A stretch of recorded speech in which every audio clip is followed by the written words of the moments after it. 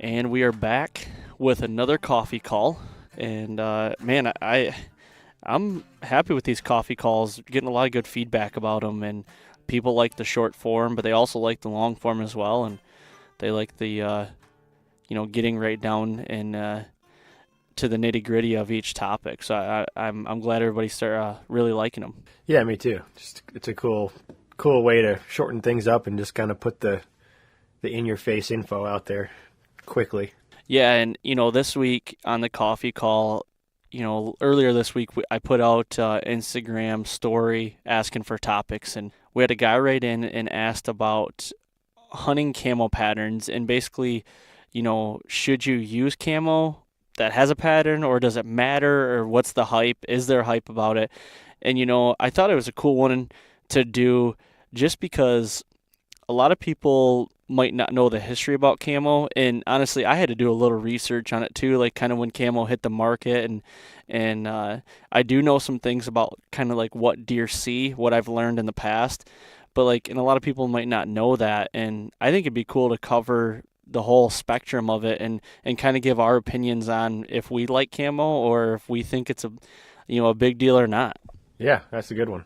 Yeah, so I think we should start with, when did camo really come onto the scene? And what I could find and what I remember, is camo didn't really come onto the scene until like the 80s. Yeah. And kind of when Bill Jordan really started Realtree, and that's when camo really, I think, that's when it took off. And before, I mean, you see all these old, pictures and of people at deer camp from back in the 50s, 60s, 70s, and all they're wearing is plaid and jeans and boots and stuff like that. And it's like, man, they're killing deer. They're killing pretty respectable deer. And it's like, does the camo really matter? I mean, I'm interested to hear your opinion on it. What do you have? My personal opinion is that it does not matter. Of course, it gives you a leg up because, it's breaking up your outline. You're kind of blending in with your surroundings, which is obviously, the goal when it comes to having to get close to an animal. So, I think it's something that obviously when Bill Jordan put that first pattern out, it was a niche that wasn't filled yet, and that's why it exploded into what it is now. And I'm not saying it's useless, 100% useless, because it does help, like I said, in those situations, with different terrain and topography, even when it comes to the colors, just your browns and your tans, your natural colors, your tones. But I mean, certain things like when you're hunting turkeys, for example, they see color. All birds see color. So there's a different application for it there, and across all species for that matter. But as far as deer hunting goes, the only thing I would never wear is blue. And as far as anything else goes, camo or not, I personally find that I don't think it matters that much. And I'm right there with you too. And I've always worn camo, and I think it's just because I felt like it gave me upper hand, I guess. Yep. And, I grew up wearing camo. My dad always taught me to wear camo, and this is what you do. And that's kind of the thing that I did. And, and I'm glad you brought up the blue color because, back in the day, I think if I remember right, it was like early 90s, they did a study to see what deer actually see. And basically what they come up with is that they found out that deer are red-green colorblind. So what that is that means that deer can tell the difference between blue from red, but not green from red. Right. Or orange from red, basically. So that means like hunters can wear green, red, and orange and blend right in. That's why you see like hunter's orange, and it's a bright color, but deer can't see it. It's just a bland, it doesn't look orange to them, but they can see blue. Right. And like you said, stay away from blue, which I had heard before in the past, but I did a little more research on it, and it's kind of crazy how that is the color that they see. So it's also been shown that like deer can see the UV light in low light situations. So like early in the morning, late in the afternoon, getting prime time, deer can see the UV light. So in the fabric softeners or the fabric cleaners that you might use, for your clothes, it has UV brighteners in it. And what that does is, you know, keeps your clothes from fading and, stuff like that. So, you need when you're finding a detergent to clean, your hunting stuff with, try to find something without UV brighteners. So then you're not up there staying out glowing in low light situations. Yeah, and I mean, for women, the same thing goes for hair color. I don't have much hair, so I don't really know. I don't have any experience with dyeing my own hair, but I have no clue as far as how much UV brightener is in like a box color versus a professional color like you'd get at a salon. But for women who do color their hair, try to wear a hat. Yeah. And your hair, well, not your hair, but your head still does glow, so you do need to wear a hat because Yeah. I mean, you're worse than George Costanza up there. Yeah, it's they say the human face is visible for up to a mile. So I mean, I got quite the shine on top of my head. I think it's someone's going to use me for an SOS signal one day. I think I'm going to not frost my tips this year. Like I do every year going into the season, I like to get those frosty tips, look a little better on camera. No, yeah, of course. I'm just kidding. I don't do that. But yeah, like women with like blonde hair, like that sticks out because of the, like you were saying, like not only the blonde color, but it kind of glows. Yeah. And it's the same principle on fabric as it is in your hair with those brighteners, those UV brighteners. So just wear a hat is all you got to do. But yeah, I want to go back a little bit about what you said, like about the colors they see and how they see orange and green and red, and they can't differentiate those things, but they do see. It's not that they're blind to it. It's all the same tone in their eye, I guess you could say. Yes. It's a shade of gray, so to speak, somewhere between black and white. And, that's not to say it doesn't matter. Like if you're wearing a solid orange jacket, and you're sitting, on a riverbank against a bunch of boulders, I mean, that solid orange color doesn't necessarily mean that you're invisible sitting against those rocks. And I think those kind of things are what, brought about the, I guess, invention, if you want to call it, or the development of different camo patterns. I mean, you can find patterns of black and grays and oranges, across a variety of different brands, and simply for the sake of, breaking up your outline and trying to just add some different tones as opposed to being one solid tone. Now, I mean, I can imagine there are some places where it would be beneficial to have those solid tones, like maybe if you were, I don't know, on a cornfield, or one thing that I'm really surprised by is that I can't think of any that have yellow in it. Think about how much yellow exists in nature. I mean, right. as leaves change in the or fall. Orange. I mean, there's some orange too. I mean, the oak leaves orange and everything. Yeah, and those colors all do exist naturally. So in my mind, why not replicate those colors, despite the fact that we see them as bright? Let the deer see them as whatever it is, naturally. They're going to see an orange oak leaf the same as they would see an orange leaf on a piece of printed camo, or a yellow aspen leaf on your camo the same as they would see a yellow aspen leaf on a tree in Colorado. So I mean, it's all about breaking it up, your silhouette. Yeah. And I mean, you look in the woods. Go Google a picture of like the timber or something, or an oak flat timber. Like you won't see straight lines.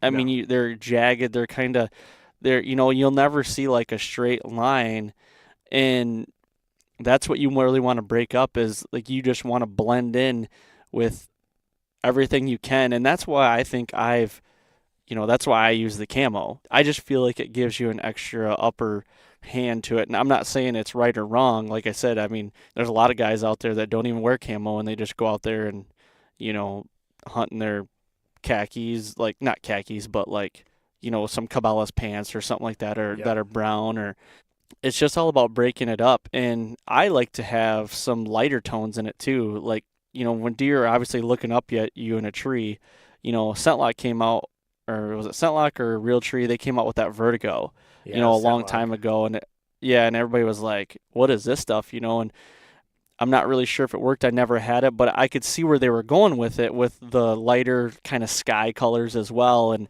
Right. kind of just blending in with that tree and what's behind you. But when I'm setting up a stand, it's nice to have cover in front of you, but I really like to have back cover. As much back cover as I can. That might be different from what a lot of people like to do. I like to have both, but like I really try to look for my back cover before I do front cover, because you can always put in front cover. A lot of guys, Yeah. they'll buy like fake Christmas trees and zip tie them to their stands or around. Like you can always bring in cover from the front. I always look for that back cover and go from there. Yeah, it's like you said, it's just about your outline. I mean, there's even patterns that were developed to help break you up in wide open spaces, so it's, Yes. again, it's a matter of, geography, where you're hunting, what your application is, it's, and especially, like I said, with birds, you know, so with deer, they have in their eye structure, you have rods and you have cones, and a deer has more rods than it does cones. So it's almost like a one-dimensional line of sight. Like if it's not one-dimensional, like as opposed to 3D. Just if you think about it in the terms of like of color and shade, like I was saying earlier, that rod is just, it's a one-way thing. And if you picture like a cone, I mean, birds have more cone in their eye than they have rods. So every one of those cones is like a magnifying glass almost, but it's a way to see those colors more deeply. It's like it comes in on the wide end and then it's narrowed down in the back, and it's, there's thousands of those things on their eyeball, and it's just, that's why you see such vibrant colors in birds, like across every bird species, from turkeys to songbirds to ducks, and even like falcons. I mean, that's what they rely on to identify a mate or a food source, whether it's a hummingbird looking at flowers or, I mean, ducks, for example. You couldn't ask for more vibrant colors on an animal than you can find on a duck. I don't care what species Right. you want to talk about, but, that's how they find a mate, and that's what they look for, is those traits that they want to pass on, and that's how they select, to breed. So given that a whitetail has more rods than it has cones, you're only working in that straight line of the spectrum, I guess, if you want to think about it like that.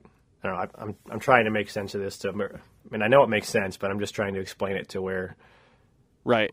it's coming across, hopefully, as making sense. And I think it is, and that's, and without getting too technical with it, that, I mean, that's the way that's the difference between, especially a deer and a bird. And that's why Yeah. turkeys see so well and hawks see so well. I mean, Yep. a hawk, to be able to see a mouse in a CRP field from way up, or, an eagle seeing a fish underwater. I Right. mean, it's like, it's crazy, and that's the reason why. So, getting farther into camo patterns, I mean, do you have a favorite camo pattern that you kind of gravitate to, and as far as functionality and everything? Oh man, this is like the fixed blade It really mechanical is, blade yeah. question. I mean, it's, for me, I mean, I go through so much of it, I feel like. I mean, if you ask my wife, I buy new camo every year. But, I mean, if you look in my closet, there is more Realtree than anything else. And it's for a couple reasons, because it's available from so many different apparel brands, across anything from Walmart up to Under Armour. So, I mean, Yep. you can find it just about anywhere. It is a versatile pattern, whether they have a spring pattern that has a lot of greens in it. They've got the fall patterns that are just more of the natural tones.